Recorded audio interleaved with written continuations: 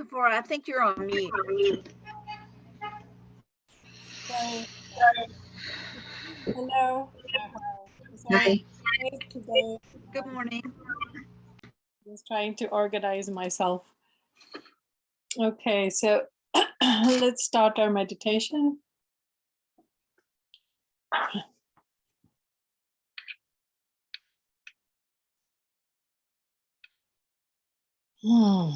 Deep breath. Just come into our space. Out of all the busyness around us, and let's come into a different space.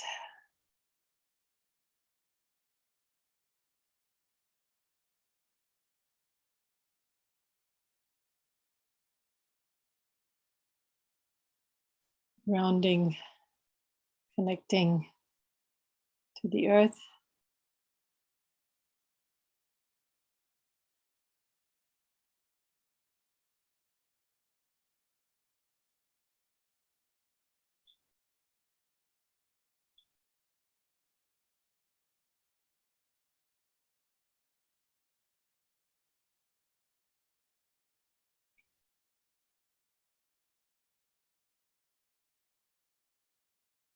Feel nourished, rooted.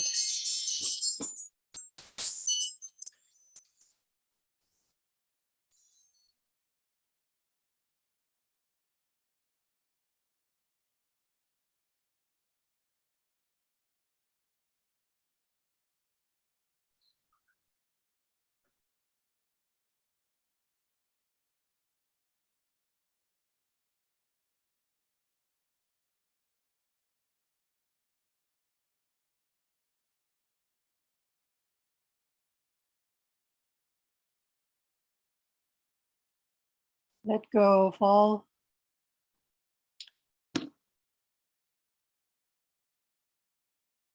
of your toxins, what you don't need. Let the earth recycle it.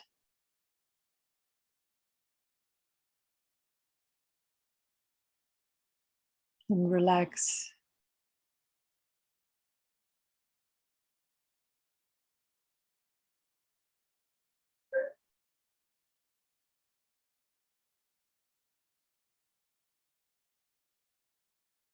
Relax into this wonderful body that we have been gifted.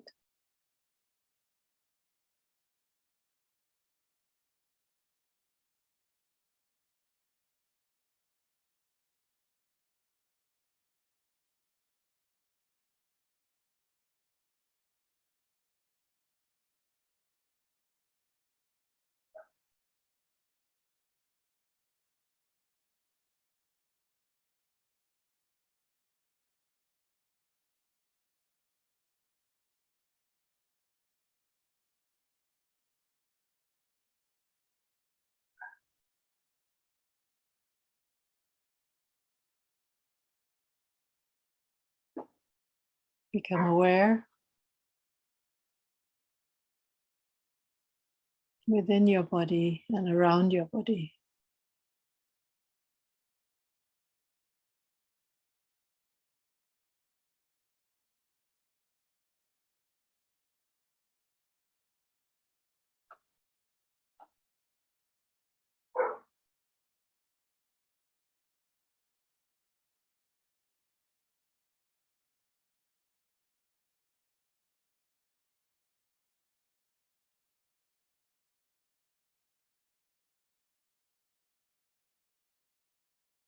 Center that awareness within yourself, within your 3 energy centers.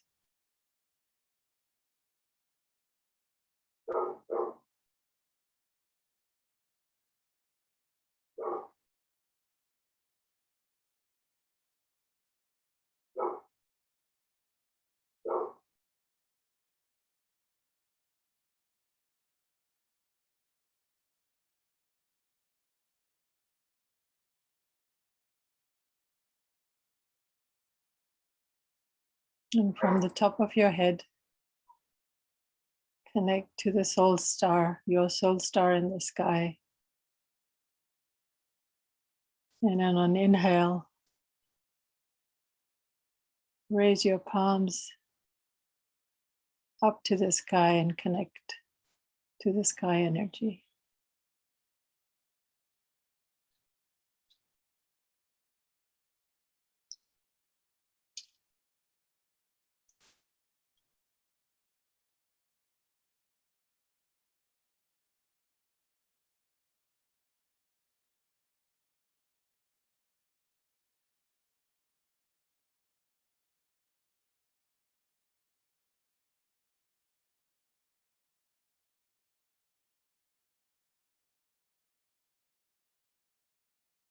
Turn your palms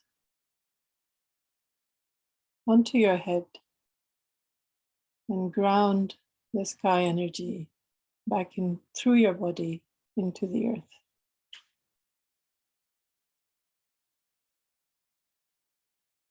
And on exhale, lower your arms.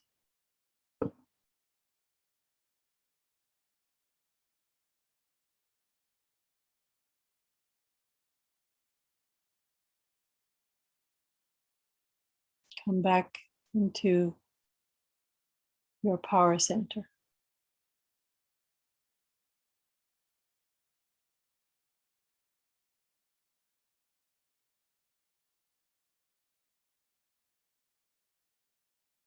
And slowly come into the circles or circle and open your eyes.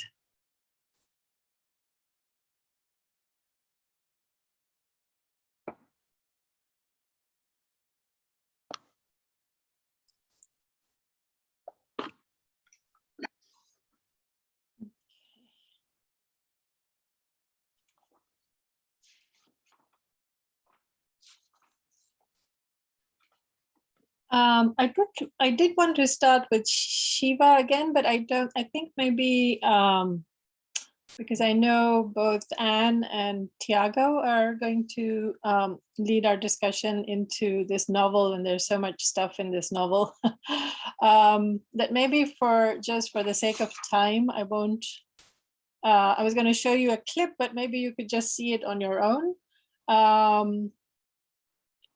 It starts at around 11 minutes, and I think I mentioned this last time, but I forgot to email you guys.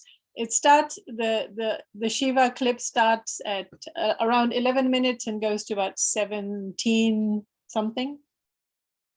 And she discusses, and I just wanted to show that just to point out that the idea of the earth as sacred, as Terra Madre, is a very ancient idea, and she discusses that, right?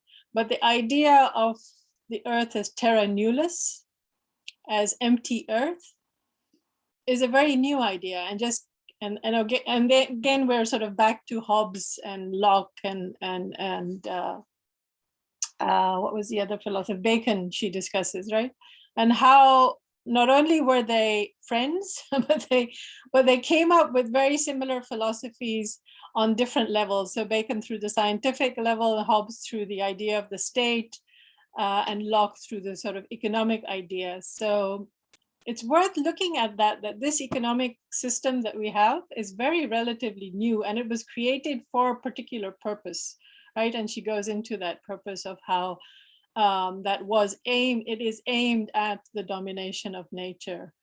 But in taking away this idea of life from nature, and that's sort of where the problem is. And I think this novel really goes into that distinction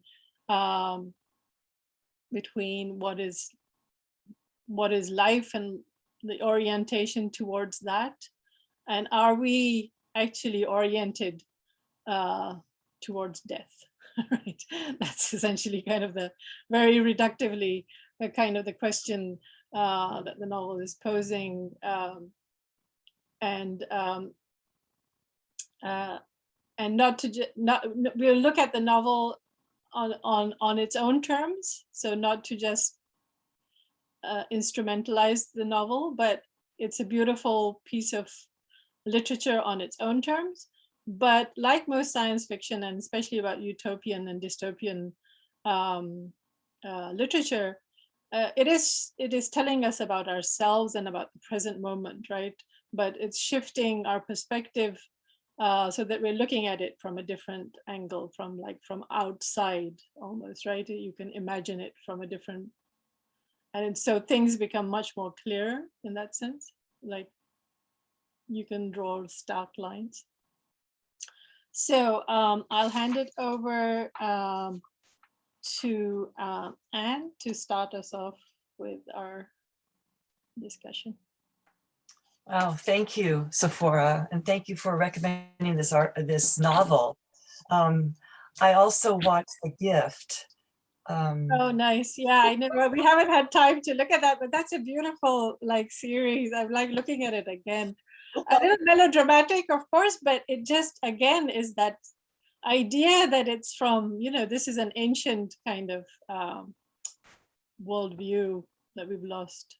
It is, and so The Gift, I didn't realize it was 3 seasons and 25 episodes, so I did quite a few binges. But thank you so much. And then it took me into some language that I wanted to copy down. But I think that there's an overlap between these two.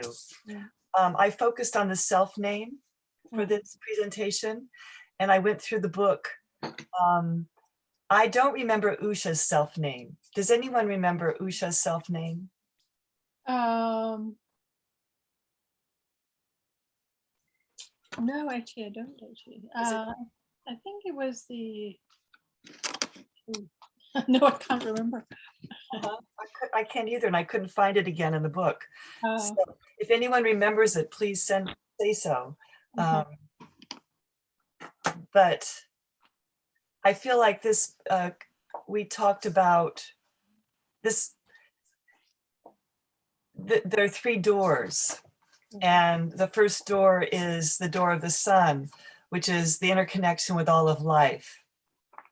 And the second door is the door of the self, where we listen to the ocean, where we listen to this interconnection and receive our name. And the third door is the door of death. And that sort of underlies all of their philosophy, really. I think that, why do they say, without a self-name, the Valens are children and they're locked into childhood? Why do they say, on page 99, how many names would come from the sea? Perhaps the sea would call every name if only you waited long enough. It was said that Shora would live forever so long as the names were remembered. So what is this potency of the names, the self names? And I asked myself that, and I'd like to ask you that. And how does it, why are the names so vitally important? And why is that a comment on our culture? So please just listen to the names that I was able to write down and remember. So, and I'm asking all of us and myself to look into our hearts and ask what our name could be. So there's Merwin, the impatient one. There's Usha, I don't know her name. There's Lystra, the intemperate one. There's Nisi, the deceiver. I believe Spinel is the stone shaper. I think that was his name, but if you have more information, please let me know. Minerva, the unforgiving. Eloe, the fearful. Shalram, the lazy. Laylor, the absent-minded. Tarl, the slow thinker. Mithril, the lonely. Larion, the non-thinker.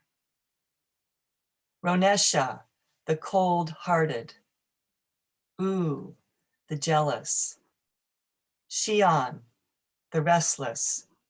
Nira, the narrow-minded.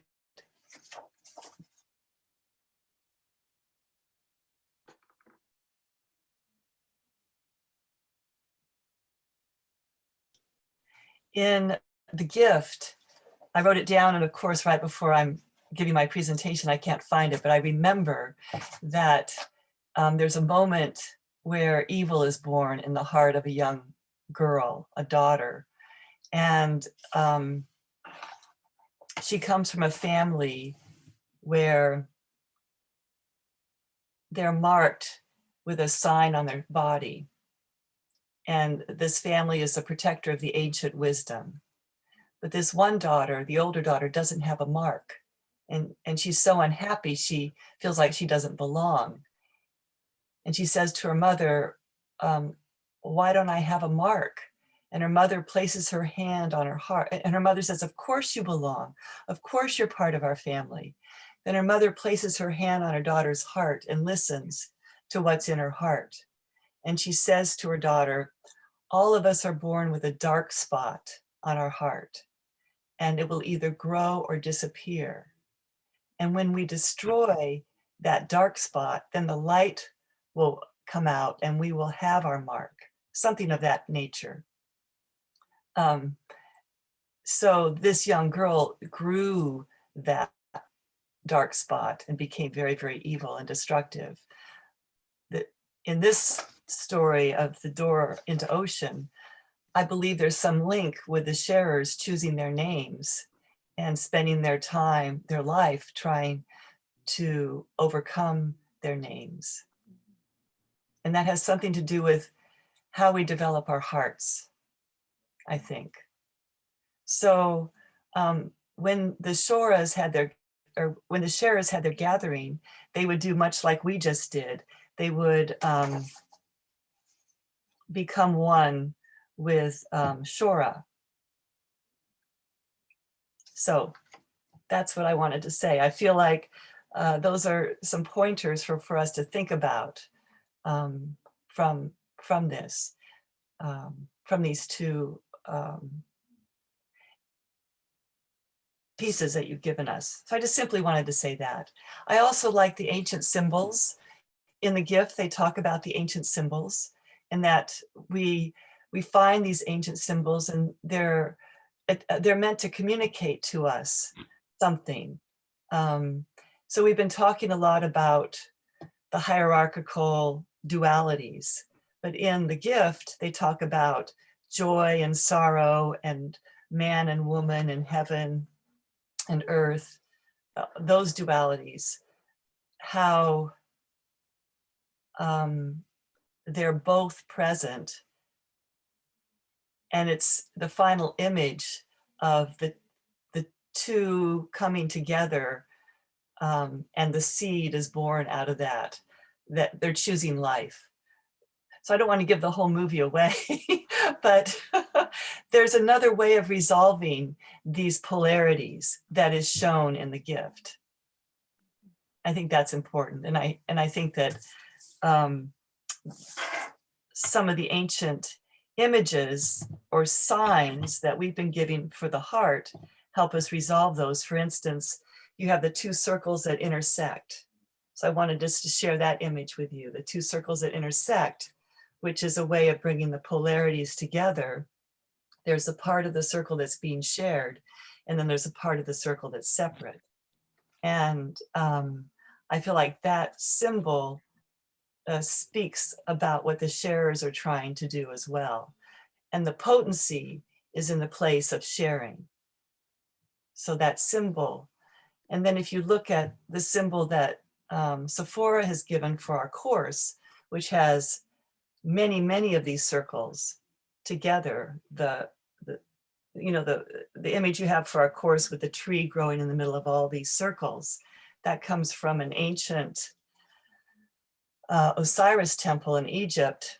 And those intersecting circles make a 6-petaled flower, and it just grows into a larger interactive globe, which to me is like the web of life, or Shora, which again, these self-namers, as they name themselves, as they know themselves, they become protectors of Shora, and they keep the balance of life going. So that's my interpretation, or what I wanted to offer to you all today. Thank you, Love Anne. feedback. That's so rich and multi textured, and really so beautifully woven that you wove the symbolism and the gift and our course and the novel. Yeah, that's wonderful. And yeah, I think you bring out some really important, like the idea of self-naming. And I think that maybe we can discuss that a little bit before we move on to Tiago's presentation. I don't know, Tiago, are you talking about self-naming also? Unless you want to talk first.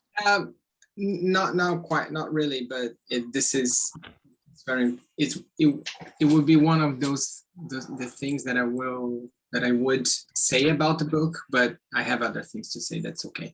Okay, great. So let's discuss that before we move on to Tiago, because I think that's a really like a crucial aspect of the novel, but also for us, right, the whole idea of transformation is connected to that. And I don't know if any of you have seen, if any more of you have seen The Gift, but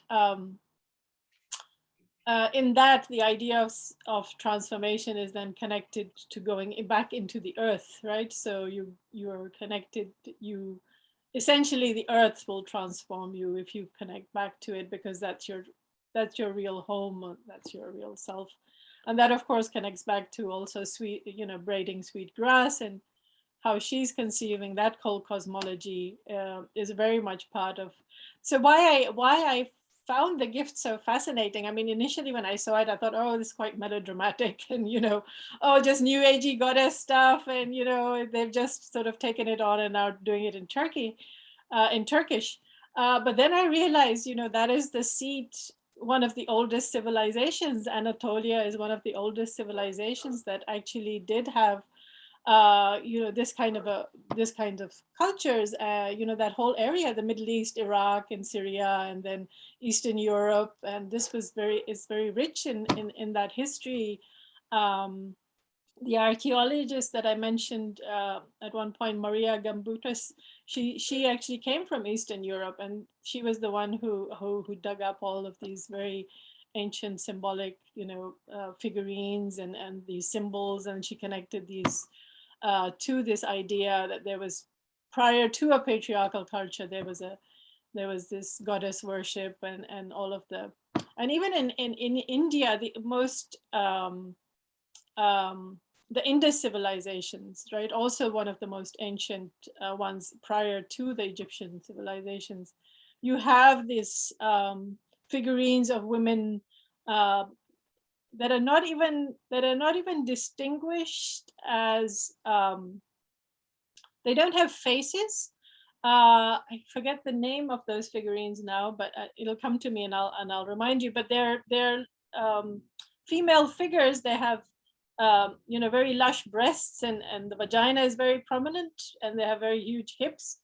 But then it's just vegetation sort of growing out of their heads, so they don't have faces.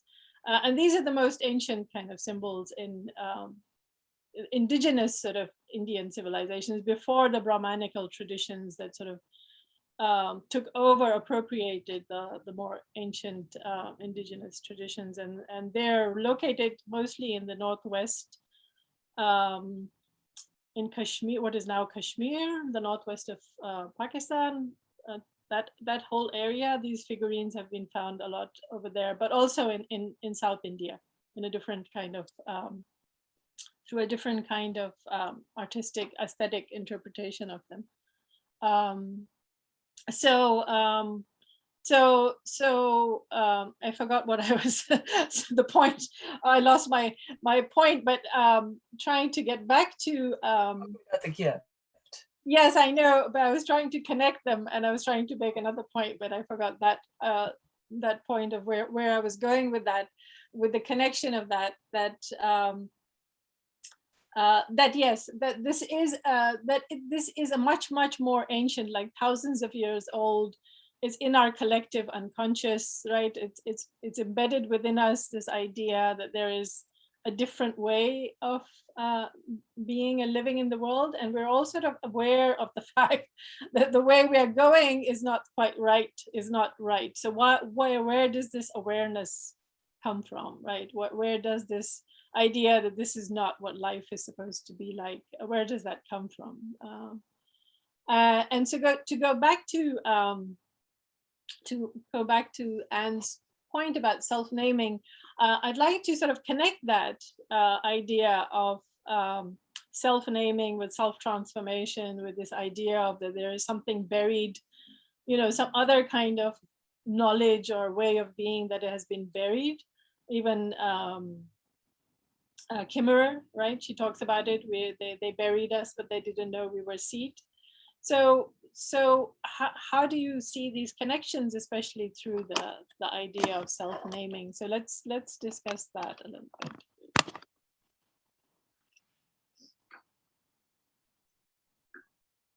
Just one point that I want to add is that the self-name is a ritual for them, for the, I don't know if everybody is aware of, but the book passes in a fiction world named Shora, and for the Sharas, they have a ritual of passage to adulthood, where you gain your self-name, and your self-name is the thing. It's both your it's something that you have to work on for your whole life, basically.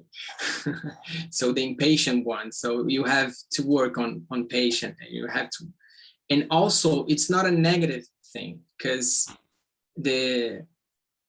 also when we are impatient, we also want to make things to move.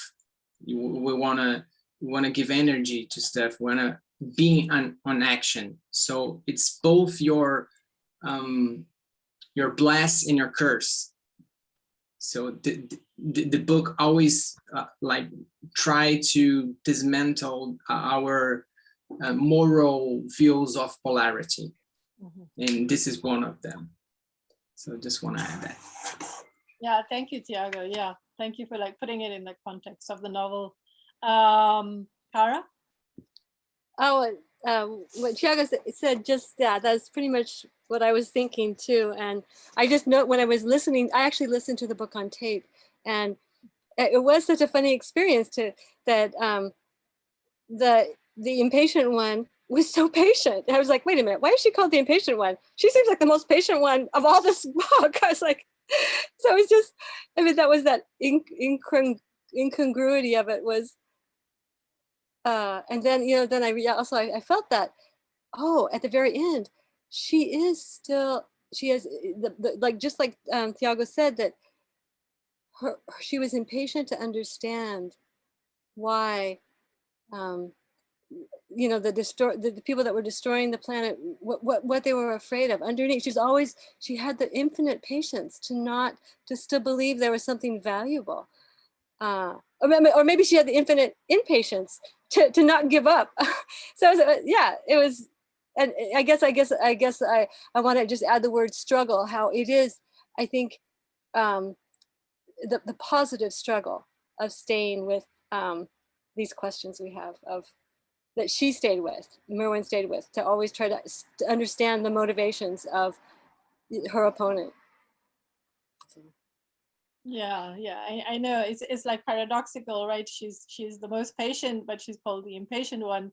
And so why does she name herself the impatient one? Maybe it's because she wants to, that's what she needs to do, right? So it's the getting to the essence of herself is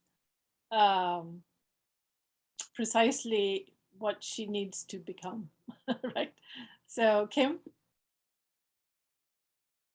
Yeah, just kind of following up from what Kara said. I haven't finished, I'm a little behind. I haven't finished the book, but I listened to Stephanie's interview, and this concept of self-naming I find to be really profound, because I think what it does is it takes out this element of shame when we have labels, when, you know, instead of other people labeling us how, you know, what they think that we are, we have to have this moment, or these moments of like, you know, of self-awareness, as Kara's saying, and really, and then it becomes this kind of this practice.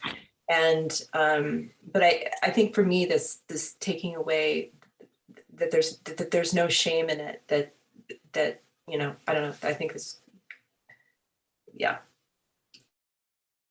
Yeah, thank you, Kim. Yeah, that's sort of the key, right? The idea of self naming is to name that one thing that you have to work your whole life at to overcome, but you're actually like getting in touch with yourself on completely opposite polar, you know, of the name, right? That's exactly what you need to sort of beautififully put it, right? You know, we're in that these dualities are not hierarchical in this worldview, right? These are dualities that have to be constantly balanced. And you gave the sort of symbol of these overlapping circles, and that's definitely one way of looking at it. And the yin yang symbol, you know, in the Chinese, the Taoist culture, that it's like, you know, the dark, half the circle is dark and half is light, but they both have to be in balance, right? They have to be constantly there.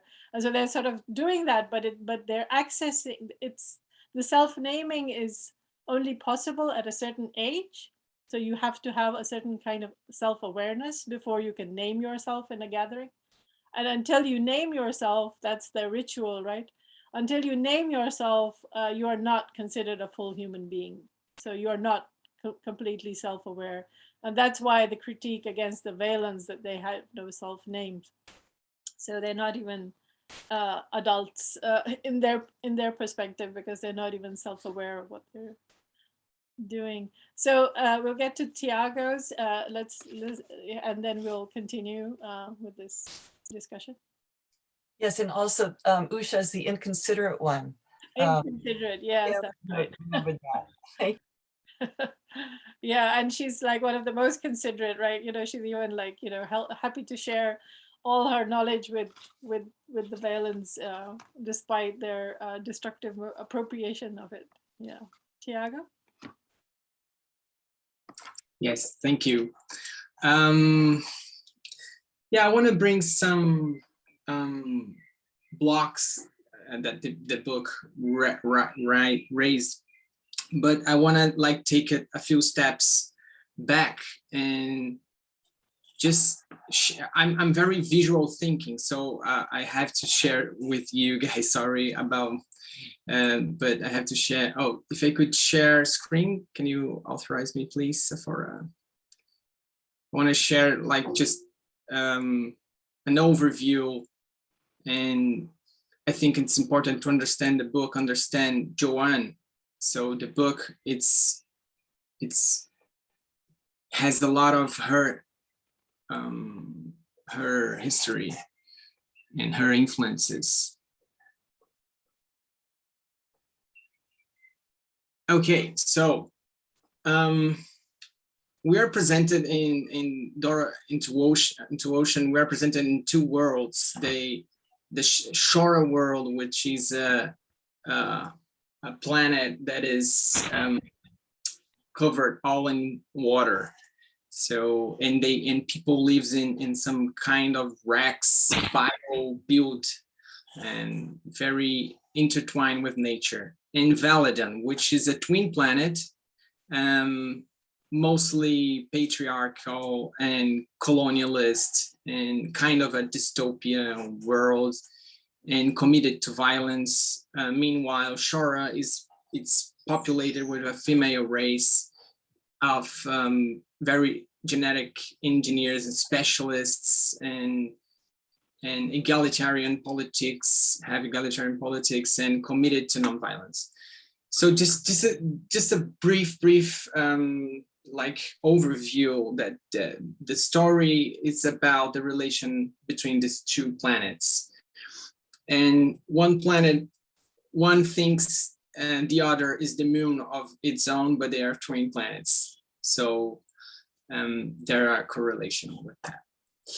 But I want to like talk about a little bit about Joanne, which is a very, very interesting person. She is microbiologist, professor at Kenyon College, and a sci-fi writer. So she inspired by the microbiologist studies, she creates worlds and of its own and beautiful worlds, and has received a lot of award-winning novels, and I would love to see one of them turning into a Netflix Netflix product. Kids, it would be very nice. But she also writes in the blog. It's very beautiful because she linked science that is happening in the world with her books and the blog, and she comments. Almost like the books were real, but they are not. But it's fun to read her blog. And she's also a feminist and a Quaker. That this is very important for the book, because you see, I'll talk that in a bit. But the Quake, how Shora organized themselves, it's very much like Quaker organized them.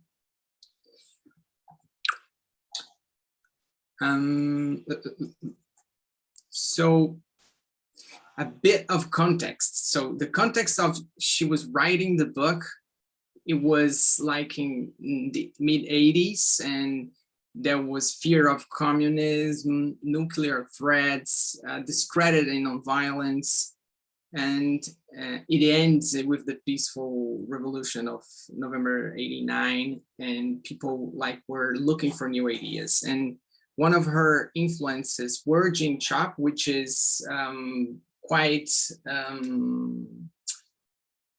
how can I say, counterintuitive, because Jean Chop is mostly strategic nonviolence, but she also have a very strong influence in a spiritual influence with the Quakers, and so that she sees these two things as like this. Like we've been talking about as principle nonviolence mostly, but she sees this strategic nonviolence also with a like positive aspect. It's important, and she was also very connected with the resistance in Poland by her father. So the movements of resistance in Poland, the strikes, and the creation of the first union, call it Solidarność, something like that. And she was very connected with that too. So nonviolence was part of her life. And coming back to the book, we see, I want to point some things that are very important that she brings up.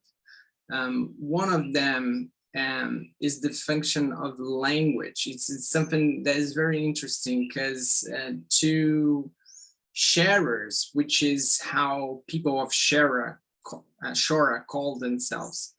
For sharers, there's the object and the subject. They are the same. So if you perpetrate some kind of violence, you're violent in yourself at the same time. So the action and reaction, and she talks about how physics influenced her life also, but this Newton law, I guess, action and reaction, it's if you do something and it comes back to you in the same way, kind of. So she brings in, and I connect that with nonviolent communication, and with all the importance of words, and not only words per action, but also the words will spell, it's also action. So when you share hatred, you're inviting hatred. When you share peace, you're inviting peace, and that sticks with my mind. And the nature of humanity is always questioned in the book, because sharers. They look at Valence, which is the other planet, and they look at people from Valen and they question if they are human. And a big part of the book, this question are brought up. So what is to be human? And I want to pass a very quick passage of the book, but they also talk about the killing versus healing. So this is was very mind-blowing to me, because they're not in consensus in sure how to deal with Valence.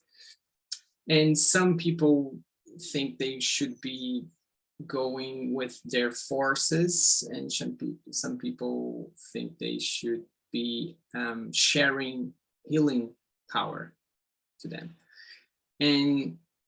And the identity is also something that is very important too. So if we act violent to them, we may lose our identity. We may not be ourselves anymore. So I want to, like, if I may, if it's okay for you, I would read a bit, just a tiny bit of the book that illustrates this killing. Sure, please. Is that okay? Please, yeah. So the context is they are having a gathering. Gathering is something that for Quakers, it's a kind of a meeting where they take decisions and where they hear every voice. So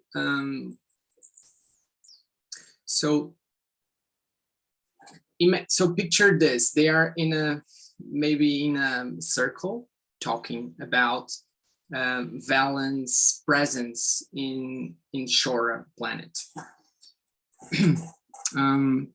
And I will in advance forgive my English and speed of reading. So I'll start now. Turo raised both hands above the confusion of voices. All right, let's get things straight from the start. First goal, which is the goal of the meeting. First goal, to retrieve our vanished sisters in good time and good health. Overall goal, to heal this Valen plague. To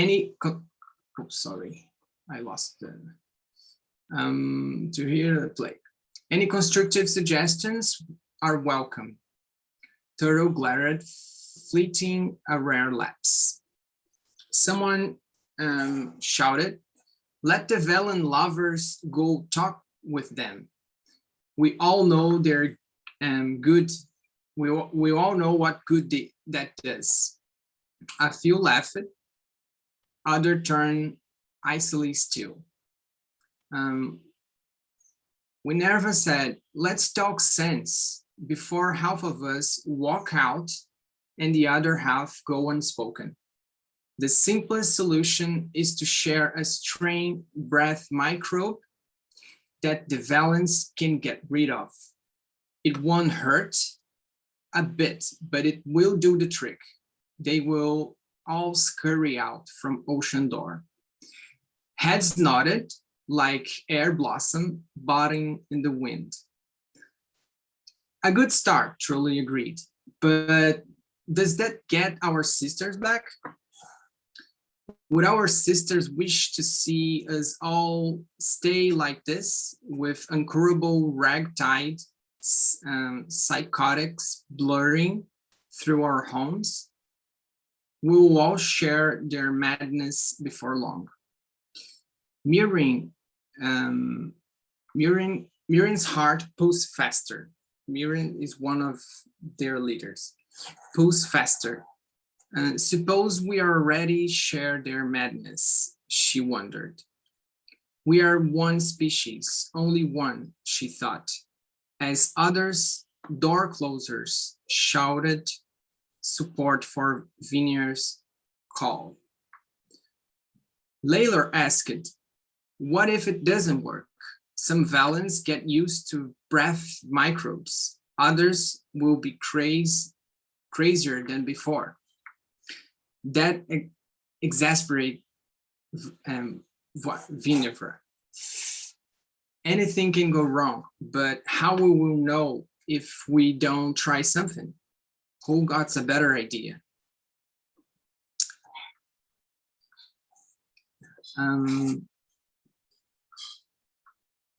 What page are you on, Tiago? I'm sorry, 146. I'm in a PDF. I can also share my screen, maybe. So this is like the gathering continues, and I just want to bring that it was not a perfect world. Shora wasn't a perfect world. They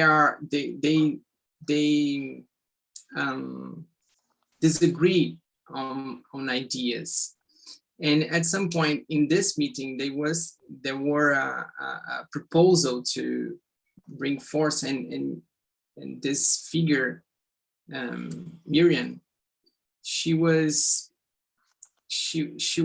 afraid of what the response could be. So when I talk about the function of language, it's all the function of action. So if we act like giving something that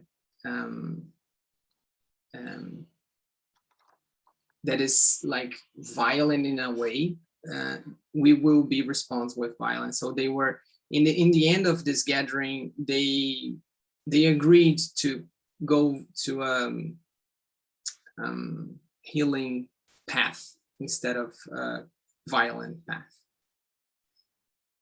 Yes, the book is very, very rich, and something that that's touched me a lot is that the power of fiction, and how little fiction of nonviolence we have, like good ones, with good writers and good directors and winning awards actors. And yeah, that's I want to stop that and open for you. Yeah, thank you, Tiago. That was really comprehensive. Thank you. You brought in so many points that we could start discussing. But just on your last point, I absolutely agree. It's just like there's like so little really good literature or film or anything. But I think that even I could find for this course, like just finding a novel and finding a film, a utopian film, I just couldn't do it. But I think The Secret Garden, which I just watched, is a nice one, pretty close to it.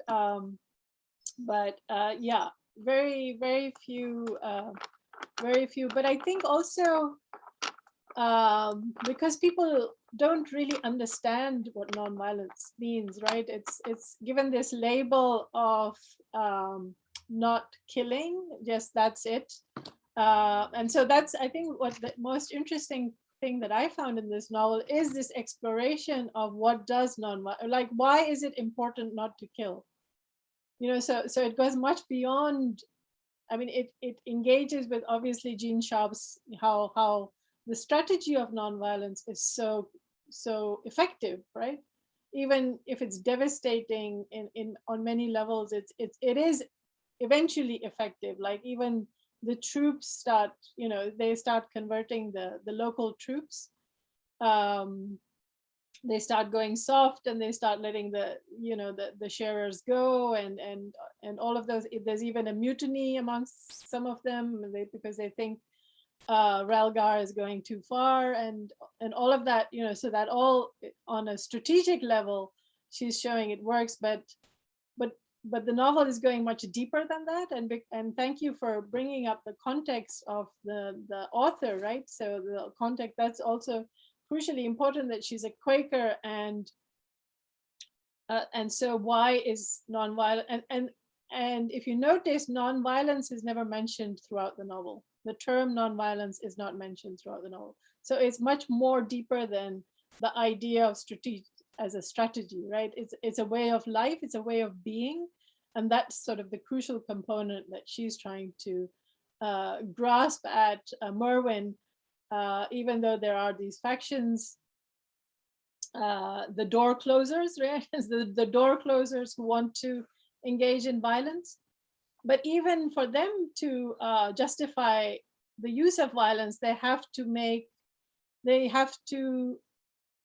legitimate argument, that they have to persuade everybody that the Valens are not humans. They're less than human, right? So that's the whole kind of like the key point, is that if they're humans, you cannot kill them. But if they're less than humans, maybe you can. And that's and they come to a conclusion that they are childs. Yeah. They're children. Yeah. And that's very clever way of putting, because even if we look at the gender differences, that we could say that Shora is a more feminine planet and Valen is more a masculine planet, although they have women there. But it's like almost like men have, and as being a man, I can say that we have a struggle to grow up, and because many things, but we in a patriarchy and what's the opposite of feminine? Sorry, masculine. Masculine. Yeah, and we are cared like this. The society protects us from growing up. It's incredible. So we have to choose to grow up. You know, we have, because yeah, and when she mentioned their child, and we can offer our healing power to them. It's a shift of perspective, very important. Right. Yeah. Right. I mean, and I think this growing up is then connected back to the self-naming, right? Why that's the process of growing up, and the Valens don't have it, so they can never. The idea that self-awareness is, and the willingness to recognize your inadequacies, the things that are stopping you from becoming the full human, that is the process that you have to deal with for the rest of your life, to unearth it, to constantly deal with that. That is something that the Valens and us, by sort of extension, the Valens are sort of the reflection of us on Earth, right? Like how we are living, is we are totally sort of not self-reflective at all, and not willing to deal with our own imperfections, right? With the idea that perfection is good, right? So it's really interesting when Malachite names himself. He says, "I have a self-name. I am the perfect one." Right? So Merwin is like but that only dead things are perfect, right? And that's without her knowing that, of course, that he's he's like the supreme example of artificial intelligence, right? A completely dead, non-living thing that is now ruling all living things. So it's kind of a reflection on where we are going.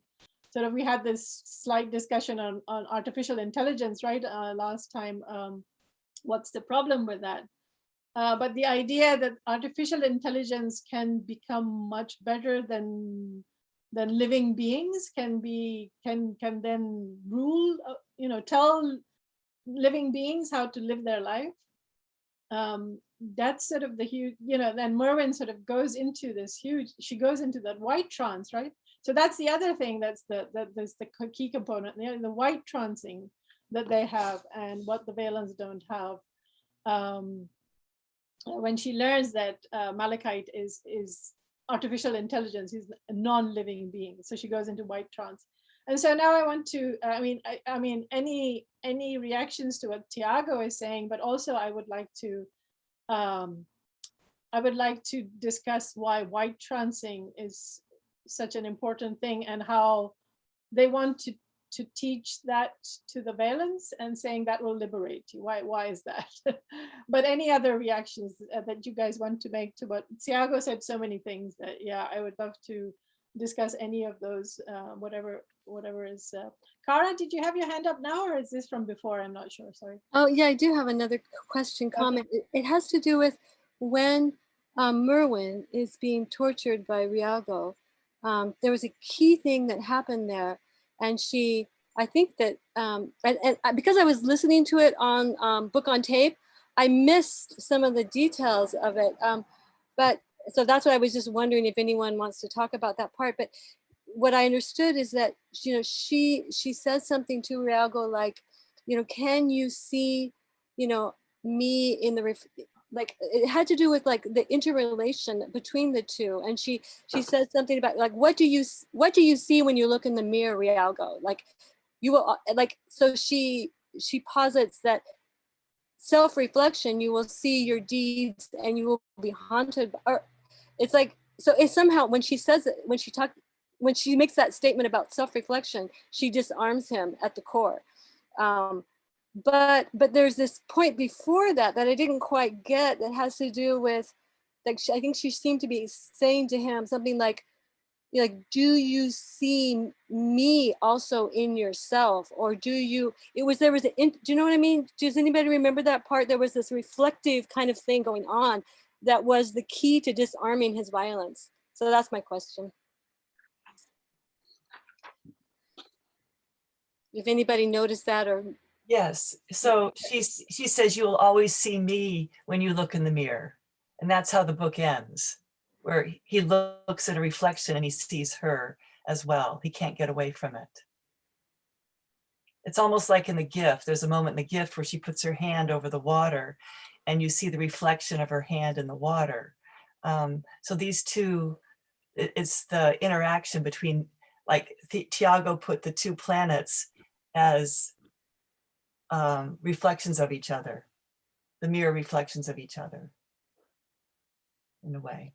yeah, I thought that was really powerful, because it kind of, it's like the idea of how, you know, how a self is constituted, created, is in relation. You know, we're not created, we're created by our deepest relationships. You know, it's a mutuality that creates us and undoes us. You know, so. Yeah, I think that's also like connected to the language that Tiago brought up. That also is really crucial. And if you remember Braiding Sweet Grass, there's a whole thing about where she's finding it so difficult to learn her own language again, because it was, you know, she was taken to missionary school, so she lost her language. But she couldn't get around like learning the verbs, right? The verbs were like just like ridiculous, like to be Saturday and to be a hill and all of that stuff, until it suddenly, like she suddenly got it, that each thing has this power to form itself, right? So the animacy is within each thing, the life force is within each thing, and that's what the language is saying. And so it's a similar thing in the book here, where on page, I don't know if we all have the same pagination. So for my book, it's 36 and 37. And this is kind of also going to the point of like the interrelationship between object and subject, and what Cara is saying between, you know, the self and the other. It's like there's no distinction between the two, right? So on this page, let me see where I'm starting from.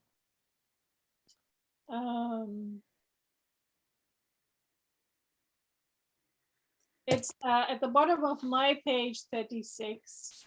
It's the passage that starts with, "Oh, I can talk that stuff." Spinel repeated some of the words he had picked up. Sharer words for water and sky, as well as the plant light and the splay-legged flick fly that sat on her head and emitted perverse noises. Merwin helped, always patient with his stumbling attempts at pronunciation, but Usha would grimace and shake with soundless laughter. Spinel got more and more annoyed, and when Merwin started on verbs, his temper broke. What the devil is word sharing? Does the word for speak mean listen just as well? If I said, listen to me, you might talk instead. What use is the one without the other? It took me a long time to see this distinction in Vahlen's speech. Spinel thought over the list of share forms: learn sharing, work sharing, love sharing. Do you say hit sharing too? If I hit a rock with a chisel, does the rock hit me? I would think so. Don't you feel it in your arm? He frowned and sought a better example. It was so obvious, it was impossible to explain. I've got it. If Beryl bears a child, does the child bear Beryl? That's ridiculous. A mother is born when her child comes. Or if I swim in the sea, does the sea swim in me? Does it not? Helplessly, he thought, she can't be that crazy. Please, you do know the difference, don't you? Of course. What does it matter, though? So I think the idea of language is so crucially important on how we see the world, right? So if there's no distinction between your action and the reaction, or the doing and the being, right? So there's no distinction between doingness and being it. That is a huge shift, especially in the English language, where everything is, the distinction between verbs and nouns is so distinct, right? And nouns are so much more important than the verbs, even though the verbs are sort of connective tissue, but they're not given that much importance as the nouns are. So why is being not as important as doing, right? That's kind of the question. But here there's a balance, there's a necessary relationship between being and doing. And in braiding sweet grass, if everything is being, then everything is animate and everything has life to it, right? So so I think that's sort of my response. Any other responses to that or anything else?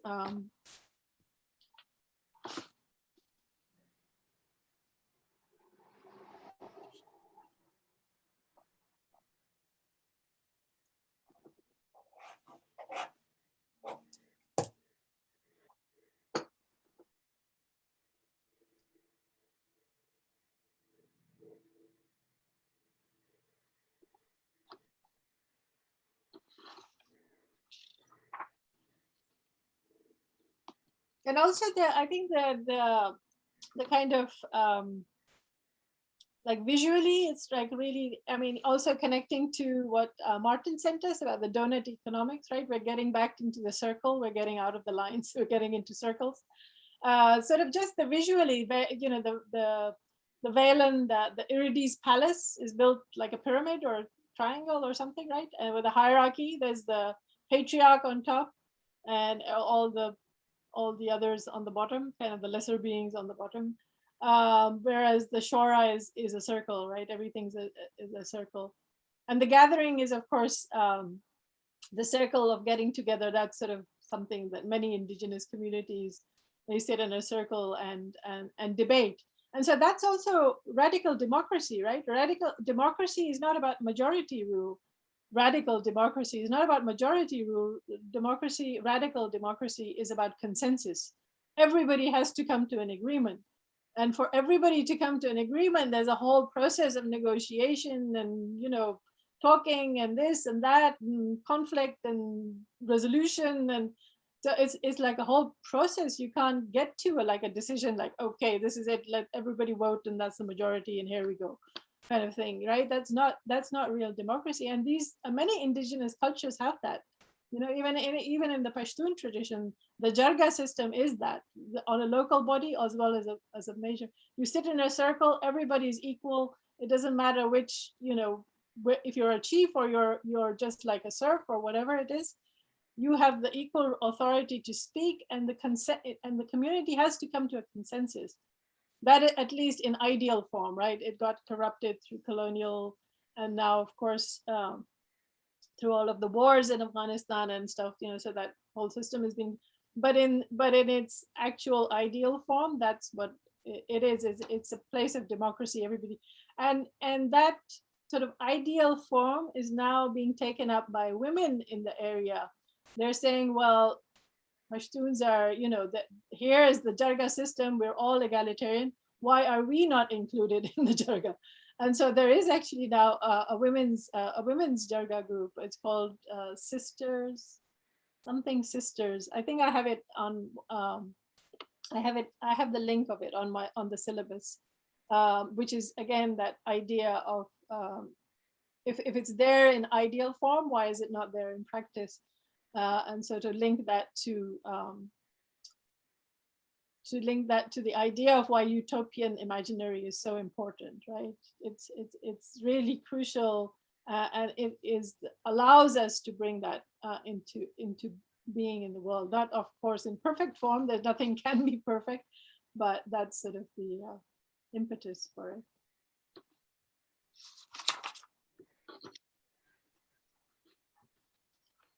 You know, when you're talking about white trance, I think one of the things that Merwin was trying to discern is, do the Valens have a soul? Because if they have a soul, then the sharers have a responsibility to suffer for someone else's soul. And white trance is their way of controlling their pain. And also unspeaking is another way of doing that. And she said, Merwin realized that the Valens did not know white trance and could not control his pain. It dawned on her then, without white trance, no Valens could properly control their own pain. And if they can't control that, they can't control anything else. Their souls are trapped by their shells.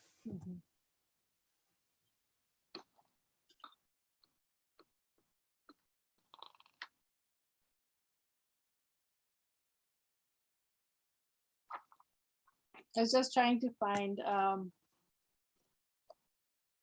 good passage that exactly that point, like the white trance is what not only differentiates them from the Valens, but is the key to the liberation of the Valens, right? But the Valens don't want to.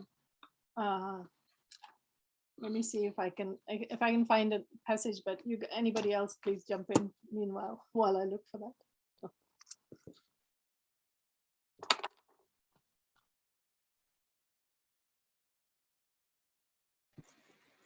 Well, how would you describe, how would you interpret white trance, Thiago and Anne? What were your personal interpretations of that? As some kind of meditation, I guess. I would say, yeah. To me, it's And it happens when two sharers are locked by when they are visiting Valens planet, they are locked. They start white trance, like it was, you know, it's something to help them control pain in the body and hunger and a lot of things. Sorry, Anne.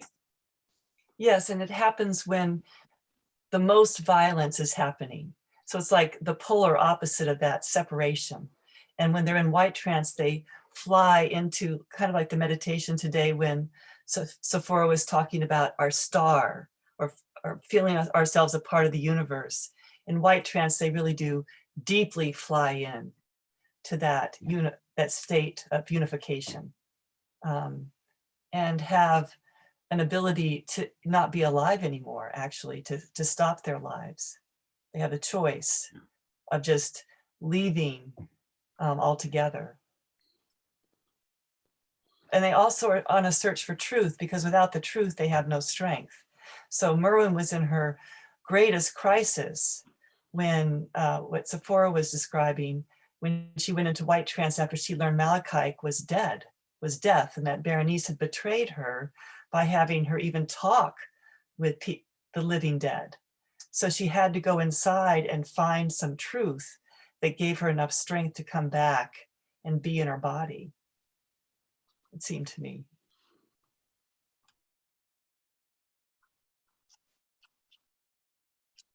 Yeah, I can't seem to find a good passage, but I'll try to like email you once I do. But yeah, thank you, Anne, for that, and Tiago for like it is a very deep form of meditation, but it's also I think I got from it like I put it in opposition to because when Spinel and Nisi are trying to go into white trance, they have a mind guide that is put onto their heads, right? And I think Nisi or Spinel recoil like, oh my God, you're going to put like a probe on me, or like, so it's like in opposition to the mind probe, the torture that the Valens do upon them. But the mind probe goes inside and fragments you from inside, right? And so you collapse yourself. It's a rape of your mind, the rape of your soul. That's what it's called. Whereas the mind probe opens the self out to the universe, right? And shows how the self is not only connected to the universe, but how big the self is. The whole universe is contained within the self. So it's like the opposite movement from the mind probe, which goes in and collapses and destroys, implodes almost your selfness within you. And this like opens the whole universe up to you because you've gone inside yourself. And that's where your power comes from. That's where their power comes from, right? That's where their power to heal, their power to, it's also a healing mechanism, right? You retreat when things get just too much for you. So you go into this, it's almost like a private retreat. You can go there for days and be there until you heal, during death of, sorrow, grieving, all of those things. So the power to be able to connect to this inner power is actually the difference, right, between the conception of the sharer's view of power and the Valen view of power, right? Their view of power is weapons and destruction, and even Nisi, despite the fact that she's lived with them for so long, she knows their language, she knows their ways of being, but she can't get out of that framework, right? That she's embedded in that framework where power is the power to be able to kill another human being. And that's why she can't understand when she finally learns that their technology, if you will, or their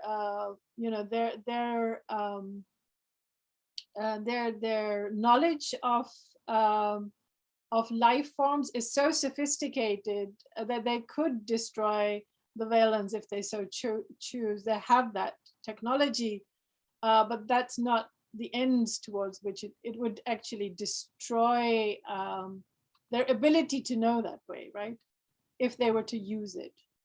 So I'm gonna point to, unless somebody, Kara, sorry, did you have your hand up again?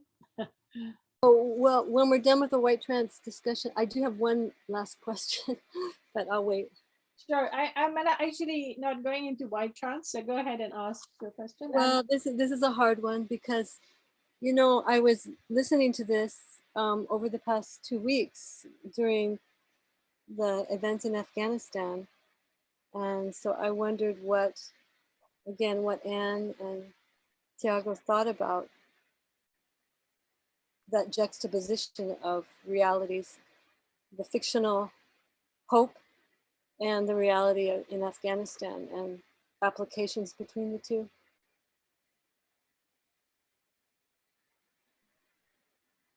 Well, you know, we learned about the mural here in Eugene, painted by an Afghan woman who chose to go back to Afghanistan. So I feel like the hope in this novel is exactly this, the inner strength, developing that inner strength that's based in ancient wisdom. Because what else do you do in the face of such torture and tragedy and death? You know, to hold on. She went back to do her art in Afghanistan. And she may be, who knows what will happen to her? How do we get the strength to do things like that?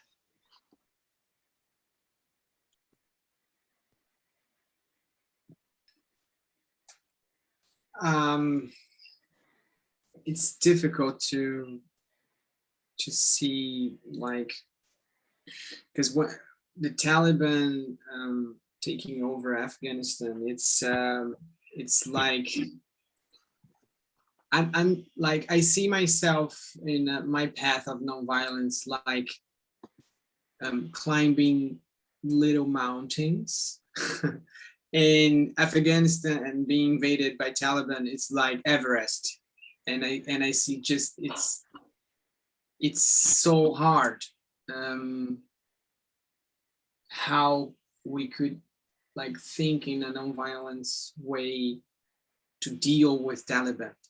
It's very, very hard, and it's a choice of big suffering for a greater change. That, like, if I was from Afghanistan, I don't know if I would have that strength, like, to resist to Taliban. And I don't know, maybe I will run also, and I wouldn't come back. So it's big issue, and a force, like, it's, yeah, I just have questions, and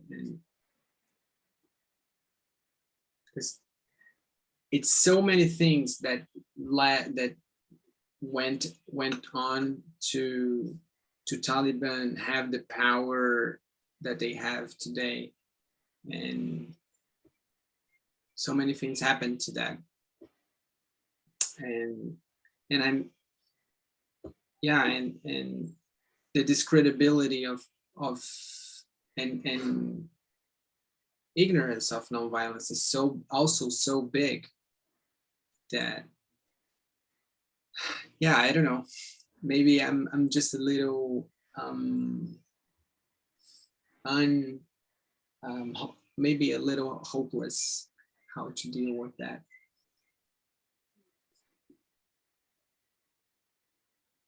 Well, I'm sorry if I asked such a hard question. It's just, it's been, okay. it's been on my Problem at all. heart.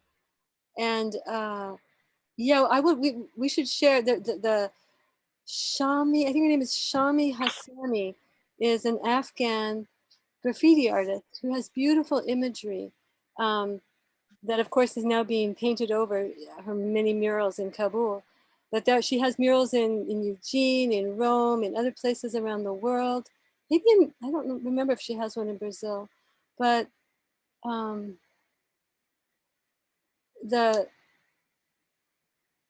I guess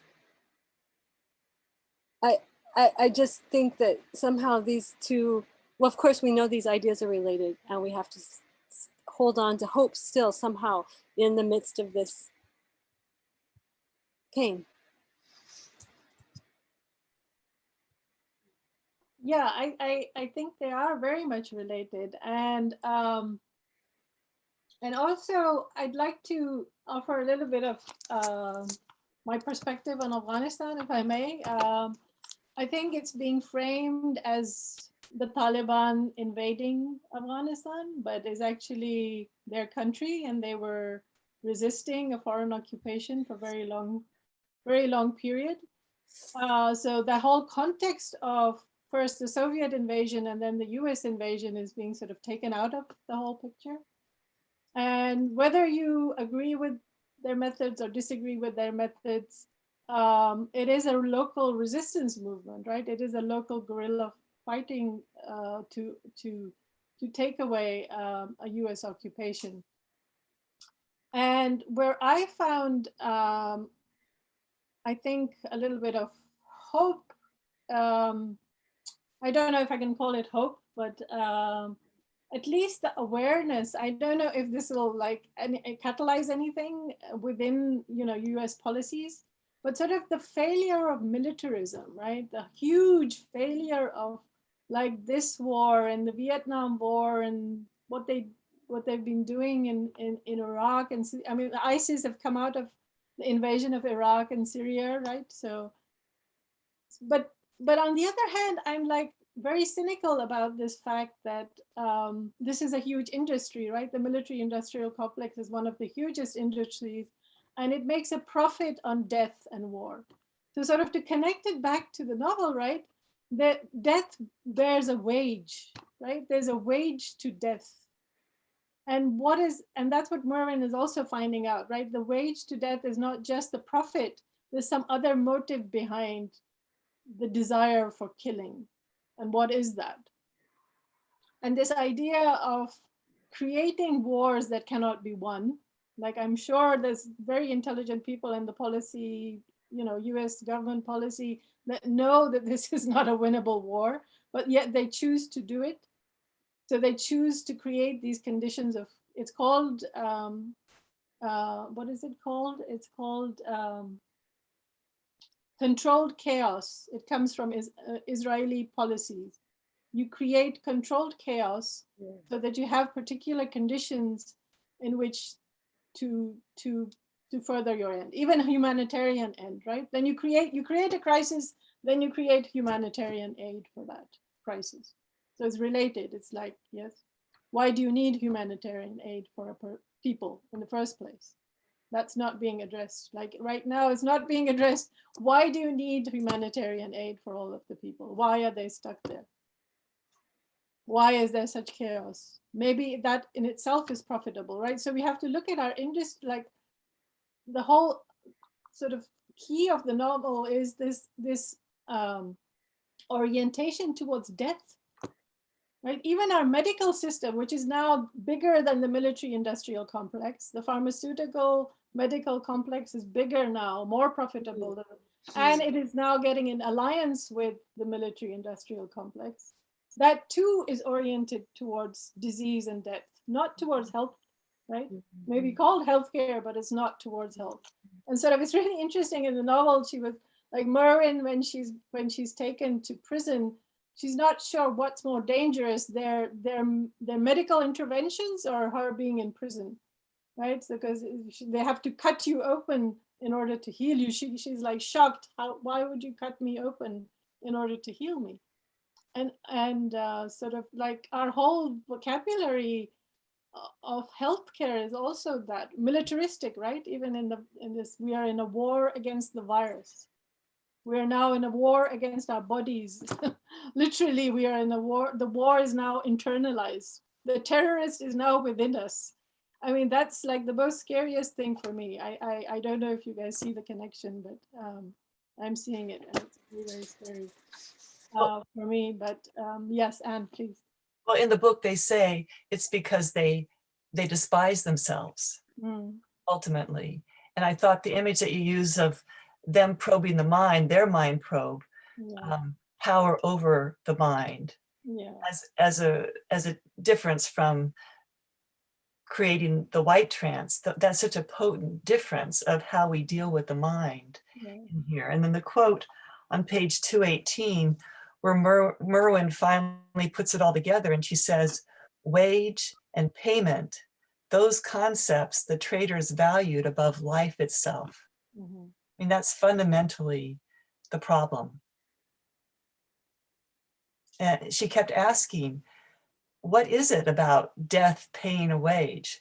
And Nisi says, a soldier has a wage for hastening death when necessary. So this economics of of death is right in the center of this novel. May I again? I don't know if you guys were as shocked and disturbed by the way Biden said, you know, after the bombing of by the Al-Qaeda K, or what, not Al-Qaeda, what, you know, that bombing that happened where 13 Americans died. He said, you know, we will hunt you down. We will hunt you down and we will get you, or something like that, to those ISIS K people. And it was so hard to listen to that, because, you know, he's been the leader of the compassion in chief person during COVID. And then he suddenly went into that, like, we have the right to vengeance role. That was such a flip-flop, you know, is where I thought, oh, what, you know, like, but why couldn't he do something more, you know, like, you know, about, why couldn't he do something more, you know, extending that compassion, like violence is not the way in that moment? Or can we not do, if we do that, does that mean that the US, I don't know, but like that was a moment. And we saw what happened. And so, you know, the empire, can the empire never learn? Can the empire not say, hey, we're, yeah, okay. You see, I'm losing words because you see the difficulty of the situation.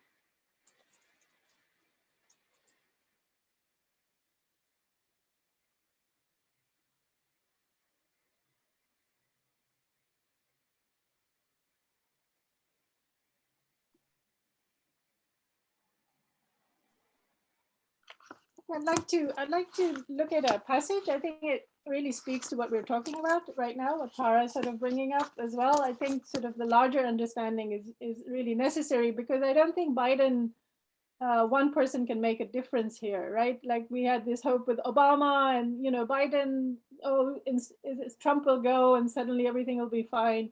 That's just like, you know, that's a very naive assumption. Again, we're sort of depending upon the same system that is profiting from, right, from this kind of violence. And this is not new, right? A drone attack, Obama had, it escalated during Obama's time, right? So the whole idea of somebody saying, well, we're going to change, you know, that's what he was voted for. And he became a symbolic representation of change, the first Black person, you know, in history to be, but did he really bring about change, kind of thing? And is he capable of bringing about change when he's operating within, as Biden is, within this, you know, whole economic system that is geared towards death and destruction, right? So, I mean, the drone attack killed lots of children and women, right? They said, oh, precision attack. I mean, when is violence, you know, precise, like, right? So I'd like to, if anybody has any responses, I'd like to read, otherwise I'd like to read this passage, because I think it's kind of crucial to understand that maybe the wage for death hastening is even beyond economics. And maybe our economics is generated from that place. This economics of death is generated from that psychology. So do you have the same pagination? I'm not sure. So I'm on 353, and this is the top of the page has her wisdom. It is impolite to sit on. Is that the same page numbers for you guys? Yeah. Yeah. Yeah. Okay, great. So 353, I'm going down. This is when Mervyn and Relgar, their dialogues are really interesting, right? So they're both trying to persuade the other of the rightness of their epistemological worldview, right? So and of course it's really relevant for us, like our discussion right now is about those two opposing worldviews. What is the one wanting the other to do, to change, and why, right, kind of thing. So let me see. So I'll start from why, impatient one. Why, impatient one, are you afraid of death? I swim a different stream. Do you suppose that all sharers think alike just because we smell the same when we burn? And this is after that kind of witch burning scene, right? Where they do kill, they're sort of staked and burnt literally, right? So, of course not. Now you're talking sense, Mervyn. You know what's at stake better than most of your sisters do. Why don't you accept the patriarch and live in peace? Hundreds of diverse planets have accepted his rule. Pay taxes, a mere token for people of common means, and follow some basic regulations. And in return, you earn the universal protection of the patriarch. Protection from what? This is Mervyn, yes, and Relga. From yourselves, from the irrational forces which inevitably corrupt all peoples, and from foreign invaders like myself. I doubt I can protect this patriarch from you, and from sharers there is no need. I tried to share this with Malachite, the dead one. Malachite was afraid, but we refused to share that fear. Rilga's hand still, though his face stayed calm. And why was Malachite afraid? What have you done to us? What have we done? Mervyn echoed. We tried to share healing and failed dismally. And will the next generation of Valens die out from a disease you spread among us? You are dying already inside from the sickness you call killing. If you would only stop trying to share death, which can't be done, then we could help you learn to share life. Then you wouldn't need fear anymore. Relgas seemed caught up in his own thoughts as he rose from his chair and paced across the room, then back, his boots clicking on the floor. Do you trust this Malachite so much? Mervyn asked. Malachite told us that Valens would come to share learning and pain. Pain there has been in abundance, but when will the learning begin? Relgas stopped in mid-stride. What was that? Share learning? Is that what the envoy told you? I have shared as hard as I can, but it takes two to try. Then you must learn from us, Relgar said slowly. What would become of sharers if we taught you to kill? Mervyn blinked. At first she did not understand, then she realized what he must have meant. We would be like animals again, she nearly added, like you. Humans are animals with animal needs. Humans are that and more. Humans are aware of the universe and self-aware. You still have to survive. Your sisters are dying hundreds every day. They break our rules, swim to our boats and our bases, and they're executed. How can you let this go on? My sisters know what they are doing, but she was thinking, hundreds hastened, who would house the next souls to be born? You know that we will go on killing your sisters until you obey or until you kill us. This was what Nisi had learned from her love sharer. Mervyn was struck with a rage so full that some minutes passed before she could speak. She flexed her swollen tongue and said in a monotone, if we kill, we lose our will to choose, our shared protection of Shora, our ability to shape life. Our humanity would slip away beyond even your own.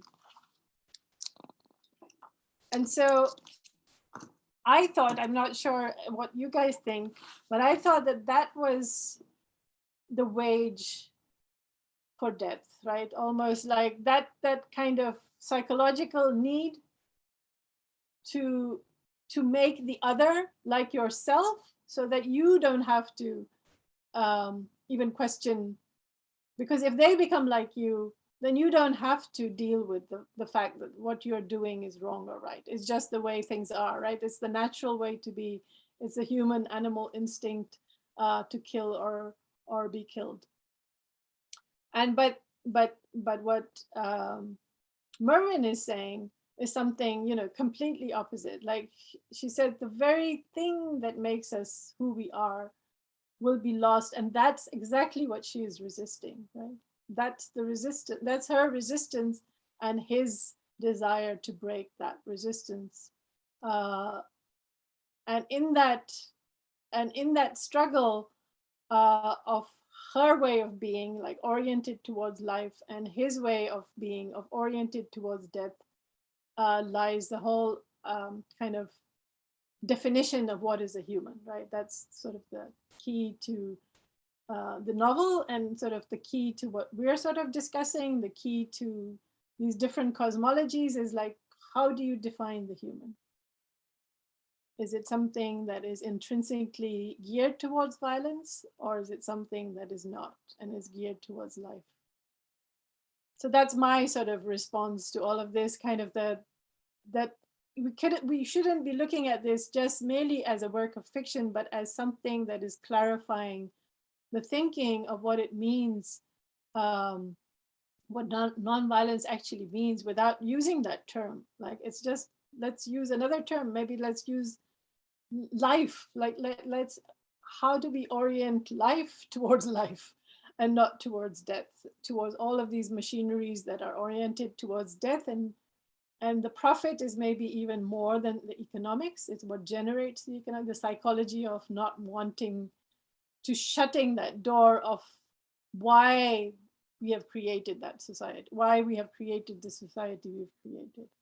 Why is death so profitable for us? And our orientation is still, even when we are thinking of health, is towards destruction and killing.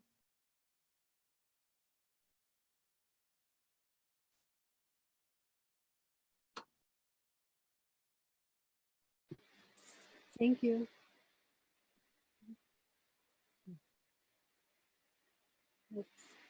It's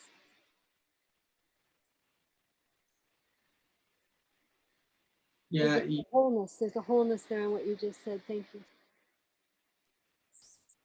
and Sephora, you mentioned like the name nonviolence is very, it's awful actually, because it seems that we are neglecting something, and there's that quite the opposite. We are for something, not against something. In the word ahimsa, it's a better, it was the best translation possible, but also we lost that there a lot of meaning lost in translation that the word ahimsa means. And I heard Michael say once that ahimsa is a word positive. It's not neglecting something, it's for something. And for life, that it's what you were mentioning.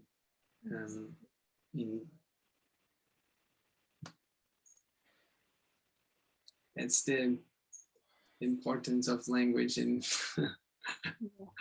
in choosing the words. But yeah, this is very good. It's Darting to Ocean. It's transmitting the meaning without the word. That's beautifully well placed by you. It's totally that.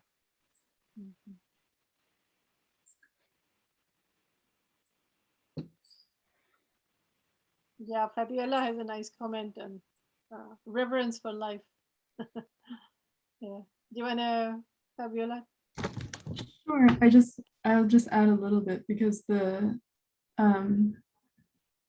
first of the 5 Buddhist precepts is ahimsa, and then in Thich Nhat Hanh's tradition, he translates the first one as reverence for life. So he doesn't use the word ahimsa, but reverence for life. Mm-hmm. So I just thought that was going with what we were sharing. Mm-hmm. Yeah. I think the negation is necessary in, like, to start with, right? Like, not this, not this. That's also like a Sanskrit term, right? Neti, neti, not this, not this, not this. So that's what nonviolence is starting off, like, not this, not the system we have, but it's also positing something in its place, right? So I think people miss that. And I think lots of people don't understand that. And that's what we're exploring here, I think. We're beginning to explore here. It's not even understood by academics, like I mentioned, right? It's like coming on the horizon. People are dealing with Gandhi now, what is nonviolence means. But perhaps not in such personal terms that we are sort of grappling with it, that it has very deep sort of personal relevance. So we're all like very much on the cutting edge here. And I hope, I've heard some of your projects. I hope that we can create, continue to create this understanding and make it grow. I think there's a huge need for that. And each one of you now will be able to do it just even within yourselves. I think that's a huge, like that's the huge shift, right? That is just huge. And if nothing else, and that will shift even the environment around you, the people, it'll affect the people around you. And that's what we need, just exponential growth of that. So thank you for allowing me to express it, because it clarifies for me as well, while I'm doing this, and especially with such a wonderful group who understands sort of the whole nuances and the importance of it. So it's really wonderful for me to be sharing and clarifying my thoughts about this. So. Can I just leave with an image, Sephora? I may have said it before, but it keeps becoming more and more potent for me. The Aboriginal people in Australia, their art often has a web. Even the modern day artist has a web, and in the web is a human. And I feel still the grief of having been cut out of that web by the way I was raised. And so restoring that web and placing myself in the energy of that web is what heals me. That's where the power comes from. Without that, we really can't wage nonviolence, if you will. So I just love that image. And it's very similar to the image that you posted with all the overlapping circles. Yeah, so thank you.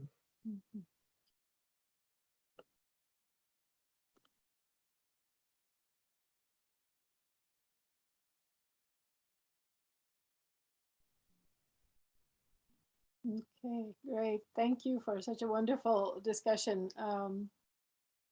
Any other thoughts? And then we can share it via email, or we can continue the discussion on Wednesday. And thank you, Anne, for such a wonderfully rich, like, I love the symbology. Both of you like brought in so many visuals. I think that's so wonderful. And Tiago, you brought up so many points, and I think I didn't even address, half of them. I do want to sort of leave you with this sort of question, and we can start off with that next time, about the Quaker kind of background and the idea of witnessing and why that's so important, right? So that's something I'm not very clear about. So I would like to hear more about your maybe understandings of that tradition, if some of you have that, and so let's start with maybe that now on Wednesday. And thanks very much for this really rich and wonderful discussion. Bye. Thank you, everyone. Bye, bye, bye. Thank you. Bye. Thank you, Anne, and thank you, Tiago. Thank you. Thank you, everyone. Goodbye. Bye-bye.